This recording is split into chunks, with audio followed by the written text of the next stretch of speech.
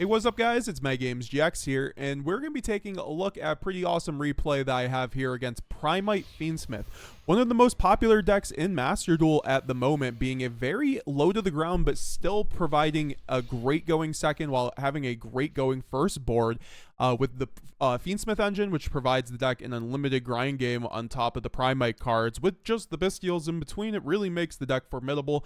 It wasn't in the top 10 of the last WCQ, though, so don't want to say it's that great, but I think it's very popular for Master Duel ladder. So I am going second this game, and we end up drawing Despian Tragedy, Aluber, Foolish Burial, that Grasslook Screener, and Branded Sword. So this is one of those hands that's very engine heavy. I think that, Branded is one of those decks that has an engine board breaking in the form of like Mirror Jade and Albaz and other cards, so that you are actually able to use your engine to board break a lot of the time. That's why we love Chaos Star Source. So I feel like a hand like this, when we have such a power card like Grasslook Screener, is always pretty decent. Branded Sword in the hand isn't the most ideal situation with Despian Tragedy and a Foolish Burial, but these things could combo together depending how things go. It's definitely more than playable. And our opponent is going first, like I mentioned. He does open the Primite Roar, which is going to declare Dippity, and Dippity is, of course, is the level 4 Light Fiend target that Fiendsmith Primite uses in order to summon off of the Primite cards. And we are going to see a link off for Fiendsmith's Requiem, Fiendsmith's Link 1, which just, I do not have an Ash Blossom for that, so we're just going to have to let that through. He goes into the special summon of Lacrima. Lacrima is going to send the Fiendsmith Engraver, which is going to then summon out itself. And at this point, if I had something, I would do it, but of course, he is going to have the Fiendsmith sequence, and this is going to be able to go into a Desiree, which overall Branded, Desiree is an issue for Branded on some level because it can target, right, like your Branded Lost, and it can it can negate your Branded Fusion through the Branded Lost because its effect isn't technically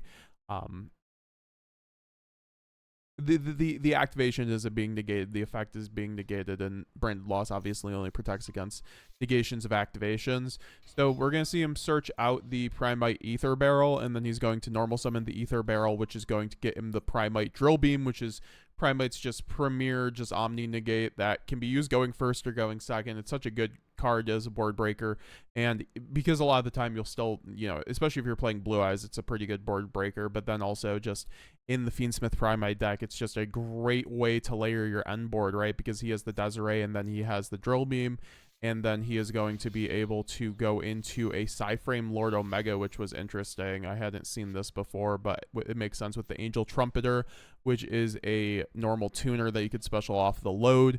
Even though he can't activate any more cards, of course, he can have the Psyframe Omega as an interruption on my turn to rip one of my cards, is pretty good overall. So I do top deck the Bestial Lubellion, which is always great going second, right? I love this card as a board breaker, and usually I start my turns with Branded, especially with the Bestial Lubellion, because of the fact that a lot of people will just Ash Blossom it, so it can very much bait an Ash. He does not have the Ash Blossom. I search the Duraswarm, which Duraswarm is definitely the best target to search off the Bestial Lubellion going second. I do love running one copy of Duraswarm in Master Duel, just because it makes Lubellion such a better board breaker, and we are on 3 copies as well.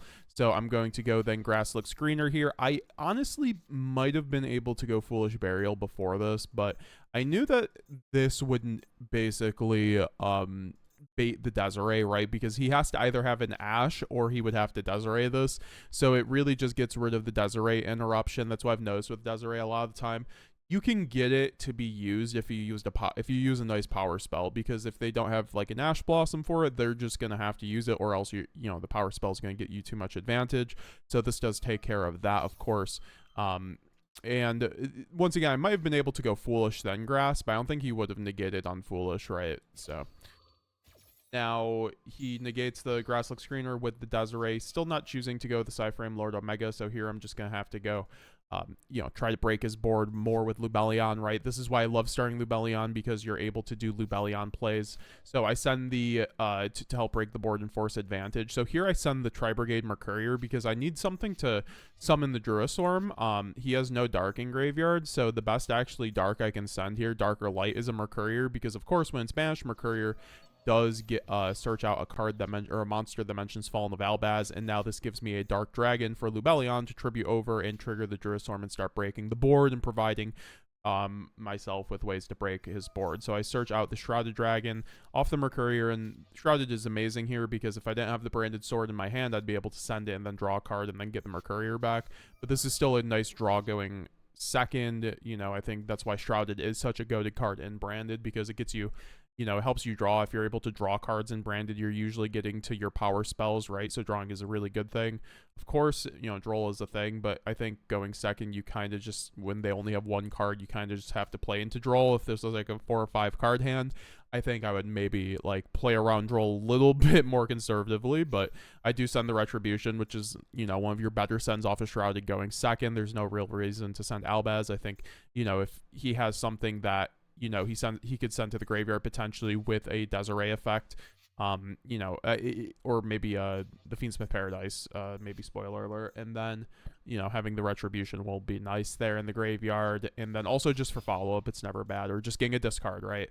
So I go into the Lubellion, and he doesn't do anything here, so I'm like, great, now I get to go Druiswarm effect to target the Omega, and this forces the Omega here, and honestly, this might have been slight misplay, too, because this forces the Omega. I could have just, like, because if he hand rips the Aluber here, I'm kind of cooked, but also if he just rips anything else, it's totally fine. If he rips the Tragedy, I would be just fine too. There's also a world where I might have just not sent Mercurier, so if he banished the Mercurier, it's fine, but he does banish the Mercurier here.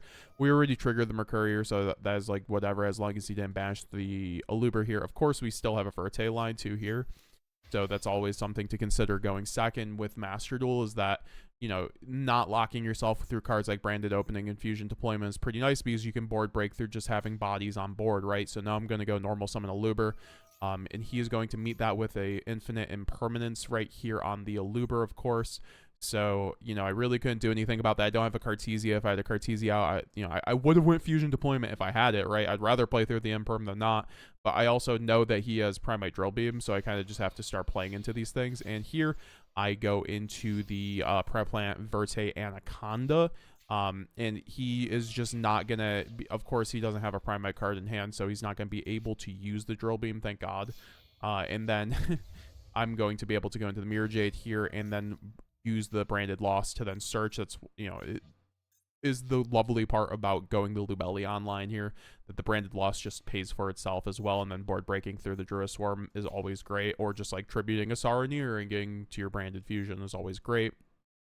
I do see him have the Fiendsmith in Paradise, though. This is why it didn't really matter, I guess, that he'd have the Requiem in graveyard, but this is, of course, target 1 level 7 or higher light fiend monster you control and send all cards on the field to the graveyard that are not that monster. So I feel like this was a little bit, maybe, I mean, I don't know. This card is good, but it literally gets rid of all your cards, which he has a load, he has a face down. Of course, he'll be able to get back the Ether Barrel, which is probably really his theory right here. So it's not bad removal here, but of course this means I'm just going to be able to chain the Mirror Jade. Of course, I'm locked under Verte, but if I send the Albion and then, you know, set a Branded Banishment in the end phase, him sending my Mirror Jade here is totally fine, right? That's why we run Branded Banishment. And so I banish the Desiree, so it doesn't float, of course. It is the only target, of course, and we do destroy the Primate Drill Beam, which is good, and then I trigger the Mirror Jade in the graveyard to destroy his board, and he has nothing here, which that's fine, and then we still get the Branded Banishment here. And this is why I love Branded Banishment even without Light and Darkness Dragonlord, because you can use Mirror Jade as your cudgel going second. This is your most important board breaker going second. And you know, Verte is kind of the second part of this story here, but it's mainly the Mirror Jade, right? Like, I was able to break the board with the Mirror Jade, just throw Mirror Jade as board. And then you're able to just put it in the graveyard, right? It doesn't matter because you can use its effect. Imagine if he had 2 or 3 other monsters, there would be no difference, right? Because the Mirror Jade effect would have went off and destroyed them. And then you can go Branded Banishment in the end phase and then just revive the same Mirror Jade next turn. That's why I think it's good without the lad. It's actually better for this kind of thing. So he does go into his turn and he goes into the Primate Ether Barrel that he recurs in the standby phase. That's why this deck is so free. And then he does get back the Cyframe Lord Omega, which does give him a body, which is always good in a Fiendsmith deck, right? And I do get my Mercurier back, which is pretty good, although, because I do have the Branded Banishment, which gets us back Mirror Jade. So at this point, you know, with Omega only being able to be used in the main phase, this is always something to consider too, because Branded can play in the draw phase and then the standby phase. So, like, when your opponent has quick effects that can only be activated in the main phase, you already know you're playing in the main or in the standby phase or draw phase, because none of your effects are relegated to the main phase outside of Cartesia and Quertus. So, and the Cartesia effect usually doesn't matter too much. It's usually just like being able to go Mirror Jade or Rinbrum or Albaz, right?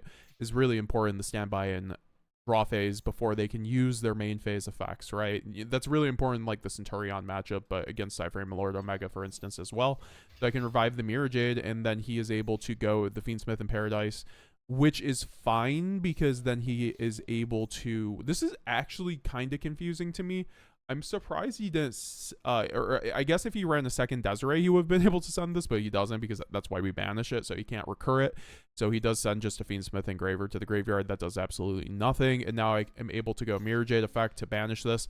Yeah, he could have a more consequential monster, like let's just say he has Lubellion into Jurisform. I think saving the Mirror Jade banishment would have been better, but I do have the Mercurier, so if he does go Lubellion or Requiem, I'm able to stop it there, so I think I have a pretty good step for like 3 cards, right? He does have the Engraver in graveyard, of course, but, you know, we are able to go into the Rinbrum plus the Albaz. You know, this is the plus side of going into the Verte line too.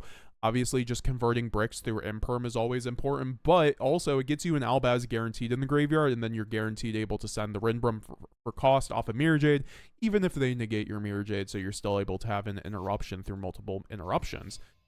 So we do summon out the Fallen of Albaz to fuse off the Engraver, and I do chain the Branded Sword here just to get back the Mercurier, just so it can stop asking me to chain, just as a timer thing.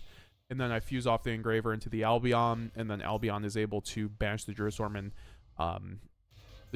and then the Albion into a Borreload Furious Dragon. I do love Borreload because you need something else besides Mirror Jade to go into when you already have Mirror Jade, or Mirror Jade's already out. So I do like having this card. I could have went to Chaos Star Source, but Chaos Star Source does nothing on this. I have to wait for him to play, and he kind of forced me to do something here, so I think the only other play would have been Stapelia. I do run Stapelia in this extra deck, but I think Borreload is just better here, especially against Fiendsmith. Stapelia doesn't do a whole lot when, like, Requiem is a quick effect, right?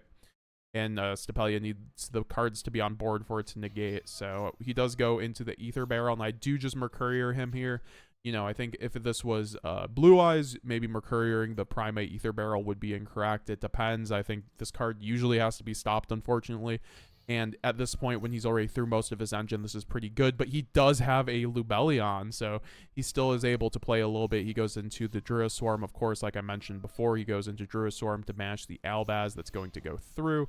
And then I'm able to then go into the Borreload to then pop the Albion, and then I pop the Druiswarm. At this point, I don't really care if he goes Druiswarm effect. I just don't want him to get into the Lubellion and then get a Branded regained, so I kind of had to pop the Druiswarm there, or else he would have tributed it over and then targeted the Borreload, so it would have been the same effect effectively. And then, I mean, maybe I should have waited for the Lubellion to tribute over in case this card was a Bestial. That might have been actually a little bit better of a play. And once again, this is always the thing about replays, is to, like, point out your own misplays, and, like, that's why, like, watching yourself play is always good, because you'll point out things that you didn't see while you were playing, especially in Master Duel with, like, the time limit. So he sends the Mirror Jade to the graveyard, which is totally fine with me. I'm surprised he didn't just send the Borreload, because this thing's just going to pop his board again, and he isn't going to be able to keep a monster on board for Primate Ether Barrel, even if he has something. But obviously I'm just going to be able to negate with a Luber, which is always something to consider too, just having the graveyard effect of a Luber in the pocket.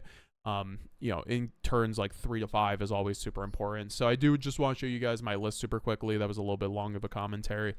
Malice does release today or tomorrow, depending on when this video is out. So, you know, I think we're going to be adjusting our lists basically accordingly. This is the same list I showed off last time.